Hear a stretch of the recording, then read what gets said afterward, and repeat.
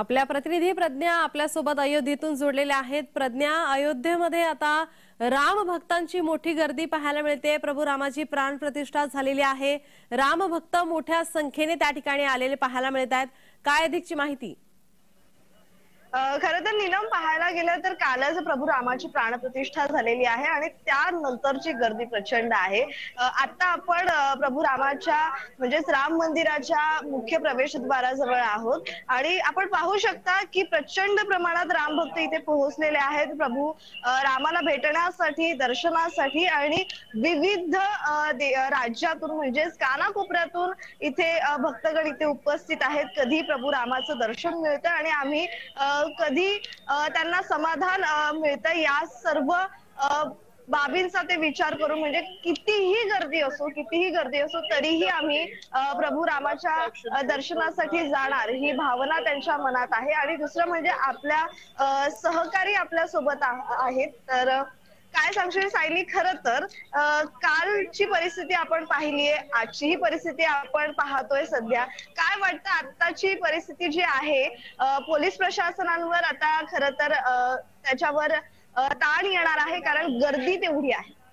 प्रचंड गर्दी झाली आहे। म्हणजे काल प्रभू रामाची प्राणप्रतिष्ठा होती आणि त्यासाठी खूप लोकांनी गर्दी केली होती। खरं तर खूप लोक हे बऱ्याच दिवसापासून इथे आले आहेत आणि त्यामुळे प्रभू रामांच्या दर्शनाची जी ओढ आहे ती इतक्या दिवसांची भाविकांना लागलेली आहे आणि ही ओढ आता कुठेतरी संपली आहे। कालच प्राणप्रतिष्ठा झाली, आजपासून दर्शनाला सुरुवात झाली आहे। त्यामुळे अगदी प्राणप्रतिष्ठा सोहळा संपल्यानंतरच भाविकांची गर्दी खूप जास्त प्रमाणात मंदिराच्या बाहेरच्या आवारात वाढली आहे आणि आता प्रत्येक जणांनी आस लावून बसलाय की आता रांगेत जायचंय आणि प्रभू रामानं मला पाहायचंय आणि प्रत्येकाच्या डोळ्यात हीच भावना दिसतीये। प्रज्ञा जी, सध्या खरं तर आपण पाहतोय की गर्दी इतक्या प्रमाणात आहे की मात्र या गर्दीतही प्रभू रामाच्या नावाचा जयघोष सुरू आहे आणि त्याचबरोबर इथे महिला मंडळी तितकंच मोठ्या संख्येने उपस्थित आहेत।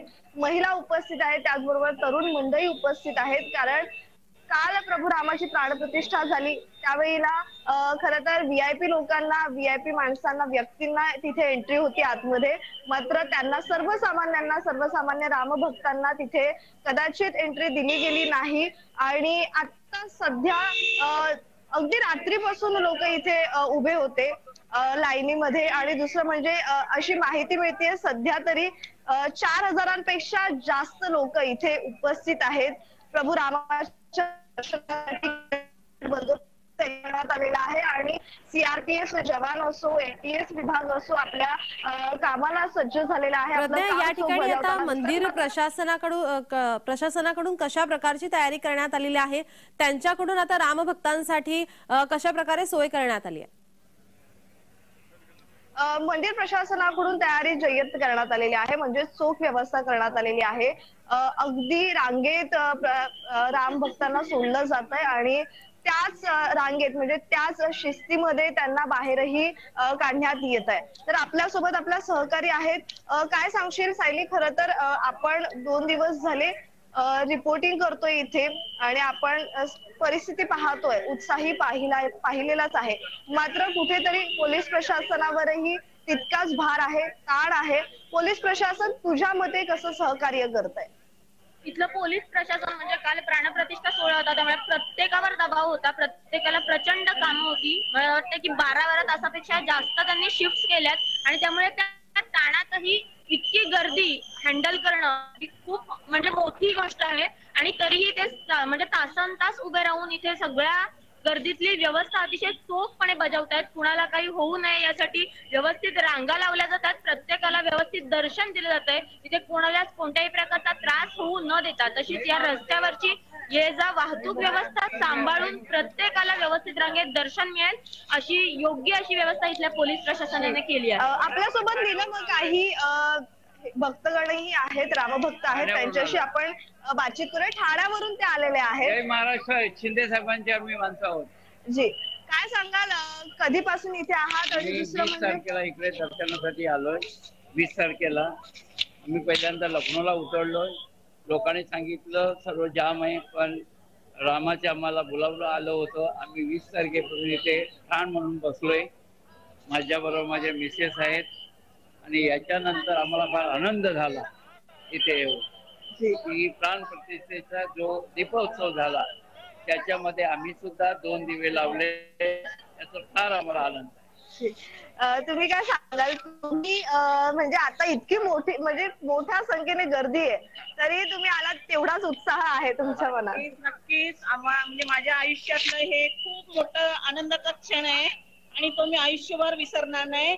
आणि धन्यवाद मोदी साहेबांना आणि धन्यवाद या अवधी नगरीला की आम्हाला बोलवलं इथे. इथे आलात, उत्साह होता अयोध्या नगरीत खरं तेवढी, आणि गर्दी पण होती, थकवा नाही जाणवला? नाही, एवढं उत्साह आणि आनंद आम्हाला होता की थकवा त्याच्या पुढे काहीच नाही. आणि आज सुद्धा बघा 3 तासानंतर सांगितलं दर्शन, तरी आम्ही रांगेत उभे आहोत. लोकांचा रेट आहे तर त्याला सगळं सहन करून आम्हाला श्रीरामाने बोलवलंय आणि आम्ही आलो. आम्ही प्रत्यक्षात धन्यवाद करतो. जय श्रीराम. जय श्रीराम. जेव्हा महाराष्ट्रातली माणसं अयोध्येत येतात, उत्तर प्रदेशात येतात, कशी वागणूक मिळते, कसं वाटतं? मी आता त्यांना एक उदाहरण दिलंय. धक्काबुक्की होत असेल म्हटलं आम्ही पंढरपूरची यात्रे करू, आम्ही आषाढी कार्तिकेला जातोय आणि आमच्याकडे 20 लाख तिथे लोक असली तरी धक्का लागला तर आम्ही एकच शब्द बोलतो, माऊली. माऊली म्हटल्यानंतर त्याच्यात सगळं काही आलं, तुम्ही धक्का नका म्हणून आम्ही बाजूला होतोय, हे मी त्यांना एका पोलीसवाल्याला सांगितलं. आपण पाहतोय ठाण्याची माणसं आपल्याला इथे भेटलेली आहेत. ठाण्याचीच नव्हे तर विविध राज्यातून, परदेशातून माणसं इथे येत आहेत. राम भक्त येत आहेत, प्रभू रामाच्या दर्शनासाठी येत आहेत, आणि ते पाहण्यासाठी इथे लोक जमलेली आहेत. प्रज्ञा, आपण गर्दी तर पाहतोच आहे, किती लांब पर्यंत ही गर्दी आहे, किती वेळ लागतोय प्रभू रामाचं दर्शन घेण्यासाठी, आतमध्ये जाण्यासाठी? जय महाराज. जी पाहतोय आपण नीलम की 3-4 तास लागतायत दर्शनासाठी, म्हणजे 4 तासांपेक्षा जास्त दर्शनासाठी रांग लावली जातीये. खरं तर आपण पाहतोय की 7 वाजल्यापासून ते 1 वाजेपर्यंत ही दर्शनाची वेळ आहे आणि या दर्शन वेळेतच आता सगळ्यांना दर्शन घ्यायचंय, त्यांना दर्शन द्यायचंय प्रभू रामाचं. आणि याच म्हणजे हाच जो प्रयत्न आहे पोलीस प्रशासनाचा, मंदिर प्रशासनाचा, तो कुठेतरी ते यशस्वी करताना दिसतायत. कारण आपण पाहतोय चोख व्यवस्था करण्यात आली आहे, तेवढीच गर्दीही आहे, मनुष्यबळ त्यांचं मोठ्या प्रमाणात आहे पोलीस प्रशासनाचं. मात्र या सर्व खेळात त्यांचं फक्त आता इतकंच आहे की प्रभू रामाचं दर्शन प्रत्येक भक्ताला द्यावं आणि त्यांना सुरक्षित त्या मंदिरातून बाहेर काढावं, आणि हाच जो प्रयत्न आहे पोलीस प्रशासनाचा आणि मंदिर प्रशासनाचा आहे.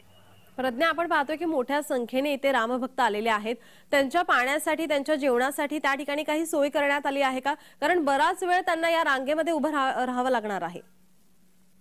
विशेष म्हणजे नीलम, आम्ही इथे पाहतोय की जागोजागी भंडारे आहेत, ठीक आहे, आणि दुसरं म्हणजे या भंडाऱ्यातून नीट जेवायला मिळतंय, चहा आहे ते पण मोफत, आणि त्या नाश्ताही मोफत आहे. म्हणजे प्रत्येक जी म्हणजे समिती असो किंवा कोणताही ट्रस्ट असो, ते सगळे जागोजागी भंडारा आयोजित करण्यात आलेला आहे आणि प्रॉपर लाईनीमध्ये, रांगेमध्ये लोक तिथे उपस्थित आहेत, भंडाऱ्याचा आस्वाद घेताना दिसत आहेत. म्हणजे कोणालाही इथे त्रास सहन करावा लागत नाहीये तितकासा. नक्कीच प्रज्ञा, खरं तर आपण या ऐतिहासिक क्षणाचे साक्षीदार आहोत. तू असो, परत आपल्यासोबत आहे सायली, आहे आपली प्रतिनिधी. तुम्ही दोघी त्या ठिकाणी आहात. आपले आणखीन 2 पत्रकार त्या ठिकाणी आहेत, रोहन आणि कुणाल, तसेच आपले संपादक सुद्धा त्या ठिकाणी आहेत. तुमचा एकंदरीत हा सगळा अनुभव कसा आहे आम्हाला ऐकायला आवडेल.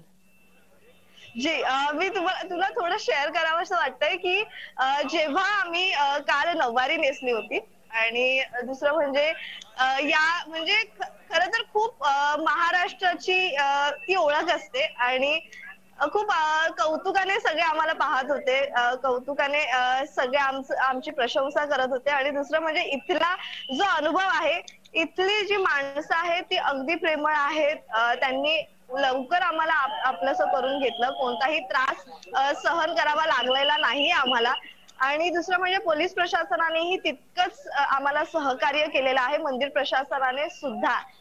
त्यामुळे आम्हाला इतकासा ताण आला नाही इथे आल्यावर आणि थंडी जाणवतीये मात्र या थंडीतही उत्साह पाहावयास मिळतोय। आम्ही रिपोर्टिंग करतोय, आम्ही फील्डवर उतरतोय, तरीही इतकीशी थंडी जाणवत नाहीये। प्रज्ञा, आपण जर पाहिलंच असेल तर जेव्हा कुणाल याने प्रसाद सरांचा इंटरव्ह्यू घेतला, त्यांची मुलाखत घेतली, त्यांना निमंत्रण आलं होतं, तेव्हा ते भावुक झाले होते।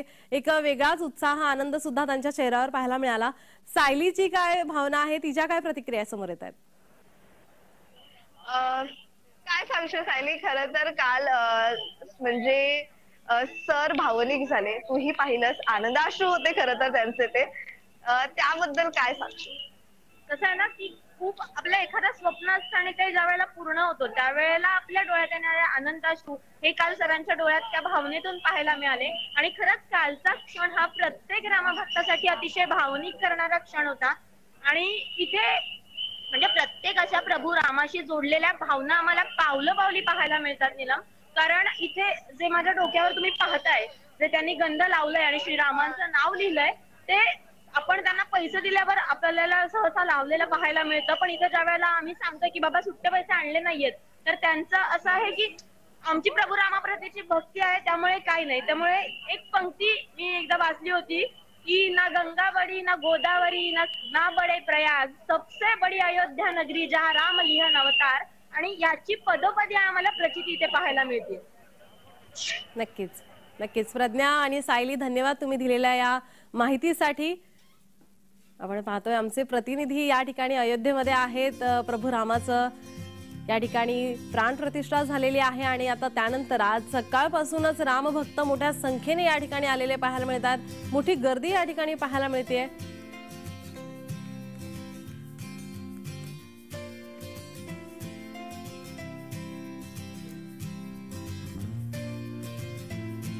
सकाळपासूनच आता दर्शनासाठी गर्दी झालेली पाहायला मिळते।